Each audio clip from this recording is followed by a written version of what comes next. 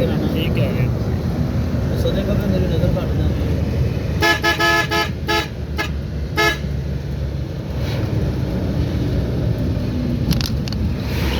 जी ये है जी वादी नीलम का सफ़र बेहतरीन, जो मुजफ्फराबाद की तरफ हम जा रहे हैं। तकरीबन 16-17 किलोमीटर यहाँ से मुजफ्फराबाद रह गया है।